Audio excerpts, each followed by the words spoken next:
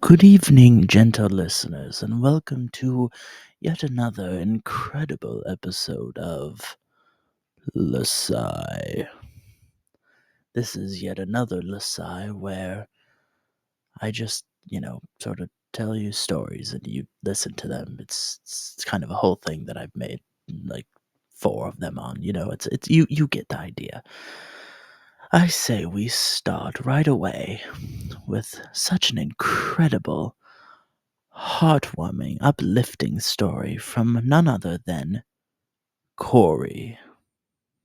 So, this one time when we were in Japan, my hubby and I were headed out to our final day hanging out in the Tokyo Disneyland parks when all of a sudden we noticed that the train we were supposed to ride out to the parks was not running.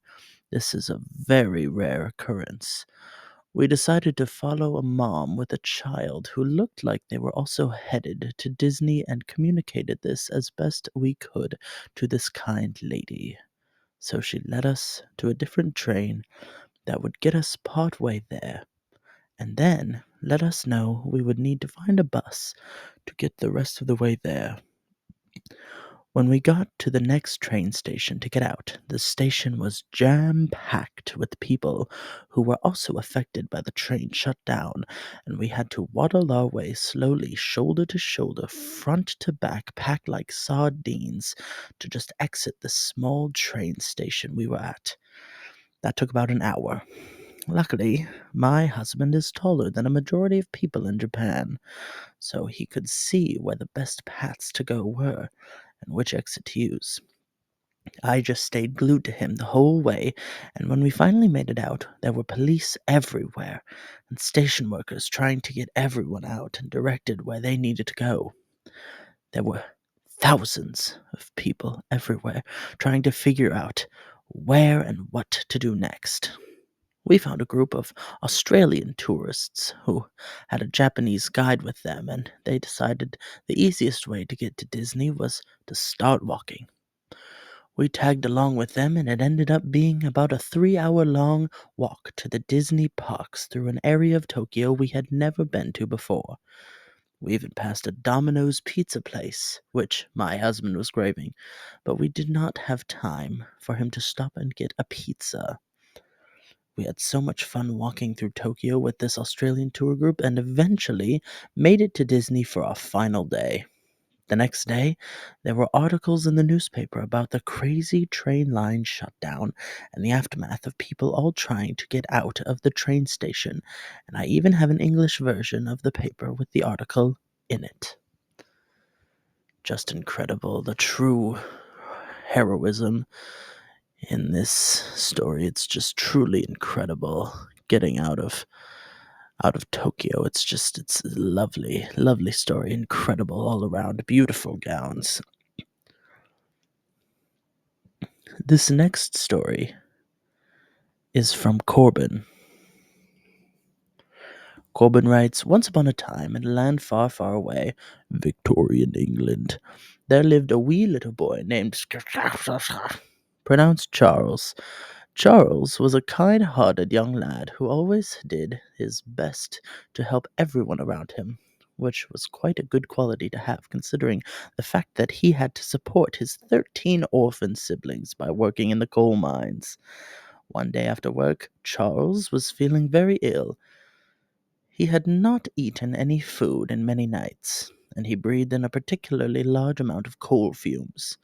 This night, there was only one thing that Charles could think of: marzipan. It was a delicious treat he had only had once before in his youth, when he father was alive and working as a lead paint salesman.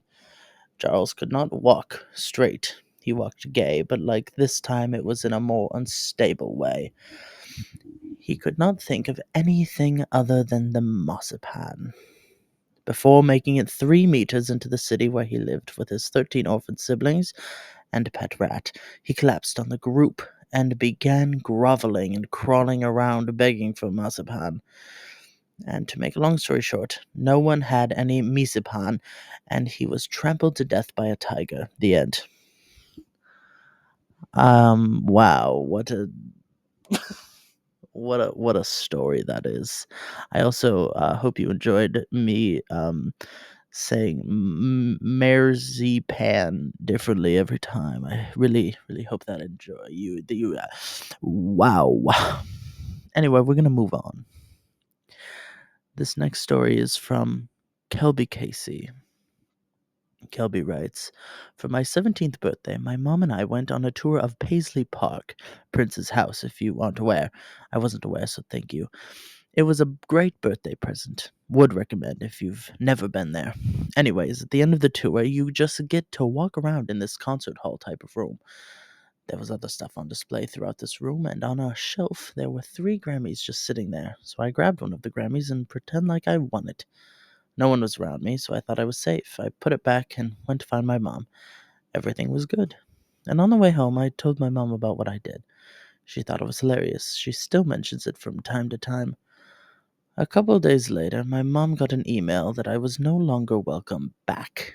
So that was the time I got banned from Prince's house. Also, I was made aware that all trophies are now locked up. Listen, if they didn't want a a 17-year-old going around and grabbing Grammys, why were they not locked up before? Like that, if they didn't want it to happen, it feels like they should have taken precautionary measures earlier to prevent these things. But I think they're just stupid, aren't they? They don't know what they're doing. Anyway, we next move on to Meg. Let me set the scene. I'm 12 with a shitty pixie cut, wearing a Justice Soccer themed tank top and shorts set that I had begged my mom to get me. I'm visiting my grandparents on their farm, and I decided to take a little spin on the four wheeler. I had seen my cousins whip shitties, donuts, earlier that summer and thought, oh, hell yeah, I can do that. I am able to do 4 full shitties before I flip the fucking four wheeler and roll it a couple times before landing in the ditch. I blacked out before I even hit the ground. When I come to, I'm on my grandma's couch with duct tape over my knees from my palms. I'm pretty sure I got a concussion from that, but I never went in to get it checked out. I'm also banned from trying to whip shitties on four wheelers. You know, it's truly interesting what these lovely, lovely people are banned from. It's really interesting getting to learn all sorts of fun secrets in this world, and Meg, you will never be able to whip shitties ever again. How does that make you feel? Is it sad? Are you sad about that? Me thinks yes. We next move on to Cass. Okay, so when I was in Europe during one of the tours, there was a noose. Great start. I think you have the photo, so put it up and show it. I do. It's honestly one of my favorite photos from the trip. Anyway, so we were in the castle, learning about how the noose was just a hoax scare tactic, and I look at Mrs. Farm and Griffin laughing, saying, me when AP testing. Mrs. Farm then says, you are joking, right? I have to make sure this is a joke. I had forgotten she was a nurse and mandated reporter, so I laughed nervously and repeated that it was most definitely a joke. However, Griffin and I both know it was only a half joke. AP testing sucks ass. But I got a 4 on my AP Lit exam, so I think I win. Turtle emoji, shrug emoji. Just a truly, actually horrific story. Thank you, Cass. I don't really know what you want me to say, but you know what? We're here for it. We're really in it. We're really here. So okay, all right. Let's move on while we can. Next up, we have the lovely Taylor. Taylor writes, Jake, I literally have 2 to 3 page papers due every week this semester. My brain is literally rotting out of my face from the amount of shit I write on a daily basis. For the time being, I can no longer give silly little stories as my brain has dried up. I know. How sad. How sad. But alas, I may lose it from the amount of words I type every day. All my finals are papers. Ha ha ha. I have to read books upon books. Ha ha ha ha. I'm not even in grad school yet, and I already feel like offing myself from these words. Ah ha ha ha ha ha. Help me. Taylor, I will not help you. As the semester is over, you no doubt do not have to write 2 to 3 page papers every week any longer. Until, like, the second week of January. But that's not important. That's not important. What is important is that you're here. That's all that's important, and we thank you for being here. Speaking of here, next up is Scott with a lovely story. And it goes a little something like this. So, way back in my high school days, I got a concussion on stage right before my big Act 2 solo. An actor changed their blocking and kicked me in the head. I began to black out, and then bam, my head hit the stage. Next thing I know, my eyes readjust, and I'm standing center stage. The actor who kicked me giving my cue line to start singing. I did the thing. Walked off stage at the end of the scene. You go, Queen. Look at you. A true professional in any case scenario. You truly love to see it. Truly love to see it. So proud. Hashtag blessed. Anyway, we next move on to August. August writes, alright, so I'm in college. Cool, right? You'd think I could keep friends, but nah. Because the one friend I did make, well, he actually hates me because I fell asleep when we're supposed to go thrift shopping. So, hell has a special place for Satan's eepiest of soldiers. You're damn right. I can't wait for the day hell opens up and swallows you whole. You're going to die any day now. Augiesaurus at gmail.com. Ooh, got a little dark there. I think we need to move on to maybe a more uplifting story. How about? Let's move on. Okay. The next story is from Eddie. One time, my sister found gay porn on my computer and told my mother. She called me into her room, in which she confronted me about it. I then lied and said my best friend did it in the middle of the night while I was sleeping and never hung out with him again. You freak. I don't like this story. I think we need to move on immediately. Next, we return to Meg. Meg this time writes, one time my sister, brother, and I decided to go get Subway in a raging blizzard. We successfully got the Subway, but on the way back home we ended up fishtailing, and I literally thought we fucking died because when I opened my eyes, there was one of those giant metal Bigfoot silhouettes on the side of the road, and I thought it was God. We were then stuck on the side 35W for 5 hours because all of the tow trucks were busy. Surprisingly, none of us were even hurt, even though we weren't wearing seatbelts. Hashtag redneck tendencies. And we had a mini snowball fight. Incredible. I really fucked up that one, but it came out in the end, and that's really all that matters is that you come out in the end. That is not about this story. Anyway, we next move on to Lydia. Starting when I was 6 years old, I used to wake up at like 5 in the morning so that I could sneak into my mother's pantry and grab handfuls of Splenda packets out of the Costco sized Splenda receptacle. For the next 2-ish years, I would grab about 20 packets and pace myself throughout the day. It was far too good to resist. I eventually graduated from eating the Splenda to snorting it. I needed a more interesting and intense high.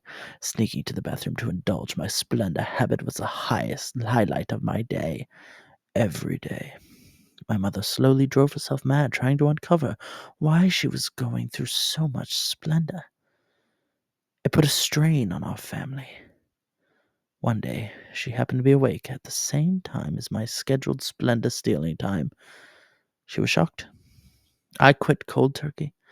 Without Splenda, my life has improved. I still relapse and steal all the Splenda from restaurant tables occasionally. Such bravery to share. I can't believe this. I'm so proud that you've gotten better, I guess. I mean, I don't know. I really don't know what to say. I don't know what you want me to say. So we must move on. Next, we go back to Kelby. I think I was in second grade when this happened.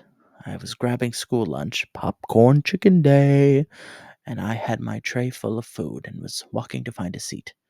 Just like a Disney Channel original movie, some bitch put her foot out in the aisle and made me trip, dropping my food everywhere.